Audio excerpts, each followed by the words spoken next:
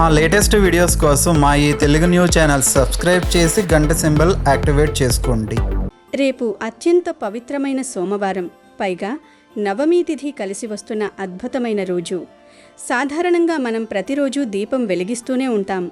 కానీ కొన్ని ప్రత్యేక తిథులలో, ప్రత్యేకమైన సమయాల్లో కొన్ని పదార్థాలను దీపంలో వేసి వెలిగించడం వల్ల ఆ దీపానికి అనంతమైన శక్తి లభిస్తుంది. రేపు సాయంత్రం 6:35 నుండి 7:42 మధ్యలో మీ ఇంట్లో ఈ పదార్థాలు వేసి దీపం పెడితే చాలు, మీ దరిద్రం వదిలిపోయి అదృష్టం పడుతుంది. ఈశ్వరుడే స్వయంగా మీకు ఐశ్వర్యాన్ని ప్రసాదిస్తాడు. కటిక పేదవాడు కూడా కోటీశ్వరుడు అయ్యే మార్గం ఈ దీపారాధనలో ఉంది. అసలు సోమవారం రోజున ఇలా దీపం పెట్టడం వల్ల మీకు ఎటువంటి కష్టాలు రాకుండా ఉంటాయి, ఎటువంటి ఆర్థిక సమస్యలు రావు. జీవితంలో ఉన్న అడ్డంకులన్నీ తొలగిపోయి అద్భుతమైన మార్పులు సంభవిస్తాయి. ముఖ్యంగా ధనానికి అస్సలు లోటు ఉండదు. ఈ దీపారాధన మీ కోటి జన్మల పాపాలను కడిగివేసి పుణ్యఫలాన్ని అందిస్తుంది. ఆ పరమశివుడి అనుగ్రహం వల్ల నెలంతా మీకు డబ్బు వస్తూనే ఉంటుంది. మీరు చేసే వృత్తి, వ్యాపారాల్లో విజయాలు చేకూరుతాయి. అసలు దీపం అంటేనే జ్ఞానానికి మరియు లక్ష్మీదేవికి ప్రతీక. అలాంటి దీపాన్ని శివుడికి ప్రీతికరమైన సోమవారం నాడు అత్యంత శక్తివంతమైన పదార్థాలు వేసి వెలిగించడం వల్ల ఫలితం రెట్టింపు అవుతుంది. మీ జీవితంలో గొప్ప మార్పుకు ఇది ఒక శ్రీకారం అవుతుంది. మరి ఇంతకీ ఈ సోమవారం సాయంత్రం దీపంలో ఏం వేయాలి, దీపం ఎలా పెట్టాలి అనే విషయాన్ని వివరంగా తెలుసుకుందాం. అంతకన్నా ముందు ఒక పవిత్ర కథను విందాం. ఫ్రెండ్స్, ఈ వీడియోని ఎక్కడా స్కిప్ చేయకుండా చివరి వరకు చూడండి. అలాగే వీడియో మొదలు పెట్టే ముందు కామెంట్ బాక్స్లో ఓం నమః శివాయ అని రాయడం మర్చిపోవద్దు. పూర్వం కైలాసపురం అనే ఒక ప్రశాంతమైన గ్రామంలో విశ్వనాథ శాస్త్రి అనే ఒక వృద్ధ బ్రాహ్మణుడు నివసించేవాడు. ఆయనకు వయసు పైపడినప్పటికీ శరీరంలో ముడతలు పడినా కళ్ళలో మాత్రం ఒక అద్భుతమైన తేజస్సు ఉండేది. ఆ తేజస్సుకు కారణం ఆయన నిత్యం చేసే శివనామ స్మరణ మరియు ఆయన చేసే అన్నదాన క్రతువు. విశ్వనాథ శాస్త్రికి ఈ ప్రపంచంలో ఎవరూ లేరు. భార్య, పిల్లలు లేకపోయినా ఊరిలో ఉన్న ప్రతి ఒక్కరిని తన బిడ్డలుగానే భావించేవాడు. ఆయనకున్న కొద్దిపాటి పొలం ద్వారా వచ్చే ఆదాయాన్ని, తన వద్ద ఉన్న కొద్దిపాటి సంపాదనను కేవలం అన్నదానం కోసమే ఖర్చు చేసేవాడు. అన్నం పరబ్రహ్మ స్వరూపం అన్న మాటను ఆయన అక్షరాలా నమ్మాడు. ఒక మనిషి ఆకలి తీర్చడం అంటే సాక్షాత్తు ఆ పరమశివుణ్ణి తృప్తిపరచడమే అని ఆయన ప్రగాఢ విశ్వాసం. ప్రతిరోజు ఉదయం సూర్యోదయానికి ముందే నిద్రలేచి దగ్గరలో ఉన్న నదికి వెళ్లి స్నానమాచరించి విభూతి రేఖలను నుదుట ధరించి శివలింగానికి అభిషేకం చేసేవాడు. పూజ ముగిసిన వెంటనే ఏమాత్రం విశ్రాంతి తీసుకోకుండా వంటగదిలోకి వెళ్లి పెద్ద పెద్ద పాత్రల్లో వంటలు మొదలుపెట్టేవాడు. 60 ఏళ్లు దాటినా ఆ వంటలన్నీ ఆయనే స్వయంగా చేసేవాడు. ఆ వంటల నుండి వచ్చే పరిమళం గ్రామమంతా విస్తరించేది. ఎవరైనా సరే ఆకలి అని ఆయన గుమ్మం దగ్గరకు వస్తే వారు ఏ కులం, ఏ మతం అని అడగకుండా ఎంతో ఆత్మీయంగా లోపలికి పిలిచి విస్తరివేసి భోజనం వడ్డించేవాడు. ఒకరోజు కైలాసంలో ఉన్న పరమశివుడు ఈ దృశ్యాన్ని చూసి ఎంతో మురిసిపోయాడు. పక్కనే ఉన్న పార్వతీదేవి శివుని ముఖంలో ఉన్న చిరునవ్వును చూసి, "ఏమిటి స్వామి, ఈరోజు చాలా ఆనందంగా కనిపిస్తున్నారు, కారణమేమిటో తెలుసుకోవచ్చా?" అని అడిగింది. అప్పుడు మహాశివుడు, "పార్వతి, భూలోకంలో నా భక్తుడైన విశ్వనాథ శాస్త్రిని చూడు. తన దగ్గర ఏమీ లేకపోయినా, తన శరీరంలో శక్తి లేకపోయినా కేవలం ఇతరుల ఆకలి తీర్చాలన్న తపనతో ఎంతగా శ్రమిస్తున్నాడో. అతని భక్తి నిష్కల్మషమైనది. ప్రతి ప్రాణిలోనూ నన్ను చూస్తున్నాడు. అలాంటి భక్తుడిని చూస్తుంటే ఏ దేవుడికైనా ఆనందం కలగడం సహజమే కదా" అన్నాడు. దానికి పార్వతీదేవి చిరునవ్వుతూ, "నిజమే స్వామి, ఆయన సేవ గొప్పదే. కానీ ఆయన భక్తి ఎంతవరకు స్థిరంగా ఉంటుందో చూడాలి కదా. కష్ట సమయాల్లో కూడా ఆయన ఇలాగే నిలబడగలరా?" అని ప్రశ్నించింది. దానికి శివుడు, "అదే కదా పార్వతి, అతని గొప్పతనం. సరే, నీ అనుమానాన్ని తీర్చడానికి నేనే స్వయంగా వెళ్ళి అతని భక్తిని పరీక్షిస్తాను" అని చెప్పి భూలోకానికి బయలుదేరాడు. మహాశివుడు మొదట ఒక కుష్ఠిరోగి రూపంలో చిరిగిన బట్టలు ధరించి ఒళ్లంతా పుండ్లతో చూడడానికే అసహ్యంగా ఉండేలా మారువేషం వేశాడు. విశ్వనాథ శాస్త్రి ఇంటి ముందు నిలబడి, "అయ్యా, ఆకలి వేస్తోంది, ఏమైనా పెడతారా?" అని దీనంగా అడిగాడు. ఆ రూపాన్ని చూసి ఎవరైనా సరే అసహ్యించుకుని దూరంగా వెళ్ళిపోతారు. కానీ విశ్వనాథ శాస్త్రి మాత్రం ఏమాత్రం ముఖం తిప్పుకోకుండా, రా నాయనా, లోపలికి రా, నీకోసమే అన్నం సిద్ధంగా ఉంది అని పిలిచాడు. ఆ కుష్ఠిరోగి రూపంలో ఉన్న శివుడు, అయ్యా, నా ఒళ్ళంతా వ్యాధి ఉంది, నేను మీ ఇంటి లోపలికి వస్తే మీ ఇంటి మైలపడుతుంది కదా, నాకు బయటే ఏదైనా పెట్టండి చాలు అన్నాడు.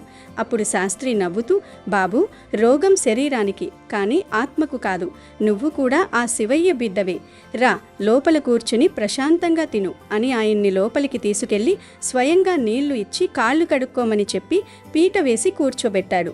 కమ్మని నెయ్యి వడ్డించి అన్ని రకాల కూరలతో భోజనం పెట్టారు. భోజనం పూర్తయ్యాక, చాలా బాగుందయ్యా, నా ఆకలి తీరింది అని ఆ రోగి రూపంలో ఉన్న శివుడు దీవించి వెళ్ళిపోయాడు. శివుడు మనసులో ఆనందించాడు. కానీ పరీక్ష ఇంకా ముగియలేదు. ఈసారి ఆయన ఒక వికలాంగుడైన వృద్ధుడిలా మారాడు. నడవలేక కర్ర సాయంతో తూలుతూ మళ్లీ శాస్త్రి ఇంటికి వచ్చాడు. ఆ సమయంలో శాస్త్రి వంట పాత్రలను శుభ్రం చేసుకుంటున్నాడు. అయ్యా, నాకు చాలా ఆకలిగా ఉంది, కానీ నాకు చేతులు వణుకుతున్నాయి, నేను సొంతంగా తినలేను, నాకు ఎవరైనా తినిపిస్తారా అని అడిగాడు. విశ్వనాథ శాస్త్రి ఏమాత్రం విసుగు చెందకుండా, దానికే ఉంది బాబు, నేనే నీకు తినిపిస్తాను అని చెప్పి ఆ వృద్ధుడిని కూర్చోబెట్టి అన్నం చిన్న చిన్న ముద్దలుగా చేసి తన చేతులతో తినిపించాడు. ఆ వృద్ధుడు తింటున్నంతసేపు శాస్త్రి కళ్లల్లో తృప్తి కనిపిస్తుంది. భోజనం తర్వాత ఆ వృద్ధుడు, నీ చేతితో అన్నం తినడం నా పూర్వజన్మ సుకృతం, ఆ శివుడు నిన్ను చల్లగా చూస్తాడు అని చెప్పి వెళ్ళిపోయాడు. ఇక ఆఖరి పరీక్షకు సమయం వచ్చింది. ఈసారి శివుడు ఒక గర్విష్టి అయిన ధనికుడిలా, అహంకారిలా వేషం మార్చుకుని బ్రాహ్మణుడి ఇంటికి వచ్చాడు. విశ్వనాథ శాస్త్రి ఇంటి గుమ్మం వద్ద నిలబడి ఉన్న ఆ ధనికుడు సామాన్యుడిలా లేడు. అతని కళ్లల్లో ఒక వింతైన గర్వం, మాటల్లో అహంకారం స్పష్టంగా కనిపిస్తున్నాయి. శాస్త్రిని చూడగానే ఆయన ఎంతో ఈసడింపుగా, ఓయ్ బ్రాహ్మణ, ఈ ఊరిలో నీవు గొప్ప అన్నదాతవని, ఎవరు వచ్చినా కాదనకుండా భోజనం పెడతావని విన్నాను. నాకు చాలా ఆకలిగా ఉంది, కానీ నాకు సాధారణమైన భోజనం రుచించదు. నేను అడిగింది నీవు వండి పెట్టగలవా? ఒకవేళ పెట్టలేకపోతే నీవు అన్నదాతవు అని చెప్పుకోవడం మానేయాలి. నాకు మాట ఇస్తావా అని గంభీరంగా అడిగాడు. ఆ మాటలకు శాస్త్రి ఏమాత్రం చలించకుండా ఎంతో వినయంగా చేతులు జోడించి, నాయనా, నా ఇంటికి వచ్చిన అతిథిని ఆకలితో పంపడం నాకిష్టం లేదు. నా శక్తి మేరకు నీవు కోరినది తప్పకుండా సిద్ధం చేస్తాను. ఇది ఆ పరమశివుడి మీద సాక్షిగా నేను ఇస్తున్న మాట అని అన్నాడు. అప్పుడు ఆ వ్యక్తి తన అసలు రూపాన్ని బయటపెడుతూ, అయితే విను, నాకీ కూరగాయలు, పప్పు, అన్నం లాంటి శాకాహార భోజనం వద్దు. నాకు మాంసం తినాలనుంది. అది కూడా అడవిలో దొరికే జంతువుల మాంసం కాదు, కేవలం మనిషి మాంసం మాత్రమే నాకు కావాలి. అప్పుడే నా ఆకలి తీరుతుంది. ఇప్పుడు చెప్పు, నీవిచ్చిన మాట మీద నిలబడతావా లేక వెనక్కి తగ్గుతావా అని భయంకరంగా ప్రశ్నించాడు. ఆ మాట వినగానే విశ్వనాథ శాస్త్రి ఒక్కసారిగా నిర్ఘాంతపోయాడు. ఆయన గుండె వేగంగా కొట్టుకోవడం మొదలైంది. తన జీవితకాలమంతా చీమకు కూడా హాని చేయకుండా అహింసను పరమధర్మంగా భావించి బ్రతికిన ఆయనకు ఈ కోరిక దారుణంగా అనిపించింది. కళ్ళల్లో నీళ్లు తిరుగుతుండగా, నాయనా, ఇదేం కోరిక? ఒక ప్రాణాన్ని తీసి నీ ఆకలి తీర్చడం మహాపాపం. ఒక జీవిని చంపడం నా వల్ల కాదు. దయచేసి వేరే ఏదైనా అడుగు. నీకోసం నా ప్రాణాలనైనా ధారపోస్తాను, కానీ వేరొకరిని మాత్రం బలివ్వలేను అని బ్రతిమాలాడు. దానికి ఆ ధనికుడు వెక్కిరింతగా నవ్వుతూ, చూసారా, మాట ఇవ్వడం సులభం, కానీ నిలబెట్టుకోవడం కష్టం. సరే, ఎవరినో చంపడం నీకు ఇష్టం లేకపోతే నీ మాంసాన్ని నాకు వండిపెట్టు. నీవు నిజమైన భక్తుడివైతే, నీ త్యాగగుణం గొప్పదైతే నీ శరీరాన్ని నాకు ఆహారంగా ఇవ్వు. అప్పుడు నీవు అన్నదాతవు అని నేను ఒప్పుకుంటాను అని సవాలు విసిరాడు. ఆ క్షణం శాస్త్రి మనసులో తీవ్రమైన మథనం మొదలైంది. ఆయన కళ్ళు మూసుకుని తన ఆరాధ్య దైవమైన శివయ్యను తలుచుకున్నాడు. స్వామి, అతిథిని నిరాశపరిస్తే అది నా ధర్మానికి ముప్పు. ఈ శరీరం ఎలాగూ శాశ్వతం కాదు, ఏదో ఒకరోజు మట్టిలో కలిసిపోయేదే. అశాశ్వతమైన ఈ దేహం ఒకరి ఆకలి తీర్చడానికి ఉపయోగపడితే అంతకంటే గొప్ప పుణ్యం ఏముంటుంది అని నిర్ణయించుకున్నాడు. వెంటనే లోపలికి వెళ్ళి పదునైన కత్తిని తీసుకువచ్చాడు. ముఖంలో ఏమాత్రం భయం లేకుండా, అయ్యా, నీవు కోరినట్లే చేస్తాను. నా శరీరం నుండి మాంసం కోసి నీకు రుచికరంగా వండి పెడతాను. నా ఆతిథ్యాన్ని స్వీకరించి నన్ను ధన్యుణ్ణి చెయ్యి అని పలికారు. తన కాలిపై కత్తిని వేసి కోసుకోబోతున్న ఆ తరుణంలో ఒక్కసారిగా ఆ ఇల్లంతా కోటి సూర్యుల ప్రకాశంతో నిండిపోయింది. ఆ ధనికుడి రూపం మాయమై సాక్షాత్తు ముక్కంటి జటాజూటధారి అయిన పరమశివుడు ప్రత్యక్షమయ్యాడు. శాస్త్రి చేతిలోని కత్తి కింద పడిపోయింది. ఆ దివ్య మంగళ స్వరూపాన్ని చూసి ఆయన కళ్ళ నుంచి ఆనంద బాష్పాలు రాలాయి. వెంటనే శివుని పాదాల మీద పడి, మహాదేవా, నన్ను పరీక్షించడానికి ఇదంతా చేశావా? నా దర్శన భాగ్యం లభించింది, నా జన్మ ధన్యమైంది అని గద్గద స్వరంతో వేడుకున్నాడు. శివుడు ఆయనను ప్రేమతో లేపి కౌగిలించుకుని, వత్స, విశ్వనాథ, నీ భక్తి వెలకట్టలేనిది. అన్నదానమంటే కేవలం ఆహారం పెట్టడం కాదు, అందులో నీ అహంకారాన్ని, అవసరమైతే నీ ప్రాణాన్ని కూడా పణంగా పెట్టేంత ఉదారత ఉండాలి. ఆ నిస్వార్థ గుణం నీలో ఉంది. లోక కళ్యాణం కోసం నీవు చేసిన ఈ సేవ అమోఘం. నీవు ఎందరికో ఆదర్శప్రాయుడివి. నీ భక్తికి మెచ్చి నీకు శాశ్వత మోక్షాన్ని ప్రసాదిస్తున్నాను అని దీవించాడు. అప్పుడే పార్వతీదేవి కూడా ప్రత్యక్షమై శాస్త్రిని ఆశీర్వదించింది. ఆ రోజు నుండి ఆ గ్రామంలో అన్నదానం యొక్క విశిష్టత దేశమంతా పాకింది. అన్నదానం చేసేటప్పుడు ఎదుటివారి రూపం, కులం, మతం చూడకూడదని, కేవలం వారి ఆకలిని మాత్రమే భగవంతుని రూపంగా చూడాలని ఈ కథ మనకు బోధిస్తుంది. విశ్వనాథ శాస్త్రి చేసిన ఆ పరమ త్యాగం, అన్నదాన మహిమ వల్ల ఆయన పేరు కాలదర్భంలో కలిసిపోకుండా చిరస్థాయిగా నిలిచిపోయింది. చివరికి ఆయన శివైక్యం చెంది భక్తుల హృదయాల్లో నిలిచిపోయారు. ఆకలితో ఉన్నవానికి ఒక ముద్ద అన్నం పెట్టడం అనేది ఎన్ని పూజలు చేసినా రాని పుణ్యాన్నిస్తుందని ఈ కథ యొక్క పరమార్థం. ఇక విషయంలోకి వస్తే, రేపు సోమవారం సాయంత్రం మీరు చేసే ఈ దీపారాధన మీ సుడిని తిప్పేస్తుంది, అష్ట ఐశ్వర్యాలను ప్రసాదిస్తుంది. ముందుగా ఈరోజు సాయంత్రం వేళ మీ ఇంటిని, ముఖ్యంగా పూజా గదిని శుభ్రం చేసుకోవాలి. ప్రదోషకాల సమయంలో శివుణ్ణి ఆరాధించడం వల్ల అపరిమితమైన ఫలితాలు వస్తాయి. ఈ దీపారాధన కోసం మీరు మట్టి ప్రమిదలను వాడితే చాలా మంచిది. ఒకవేళ మట్టి ప్రమిదలు లేకపోతే ఇంట్లో ఉండే ఇత్తడి కుందులను కూడా వాడుకోవచ్చు. అయితే ఈ దీపంలో వాడే వత్తులు సాధారణమైనవి కావు. మీరు ముందుగా కుంకుమతో తయారు చేసిన ఎర్రటి వత్తులను సిద్ధం చేసుకోవాలి.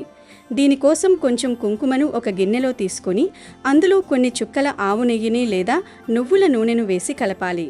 గుర్తుంచుకోండి, కుంకుమను నీటితో కలపకూడదు, కేవలం నూనె లేదా నెయ్యితోనే కలపాలి. ఇలా తయారైన మిశ్రమంలో దూదివత్తులను బాగా అద్ది అవి ఎర్రగా మారేలా చూసుకోవాలి. ఈ కుంకుమ వత్తులకు ఒక ప్రత్యేకమైన శక్తి ఉంటుంది. ఇవి మీ ఇంట్లో ఉన్న నకారాత్మక శక్తిని, అంటే నెగటివ్ ఎనర్జీని పూర్తిగా బయటకు పంపివేస్తాయి. ఎవరికైనా నరదృష్టి ఉన్నా లేదా జాతక దోషాల వల్ల పనులు ఆగిపోతున్నా ఈ కుంకుమ వత్తుల దీపం ఆ అడ్డంకులన్నింటినీ తొలగిస్తుంది. కుంకుమ అనేది శక్తి స్వరూపం. ఇది మీకు విజయాన్ని, ధైర్యాన్ని ప్రసాదిస్తుంది. ఇలా సిద్ధం చేసుకున్న వత్తులను ప్రమిదలో ఉంచి అందులో ఆవు నెయ్యిని పోయడం ఉత్తమం.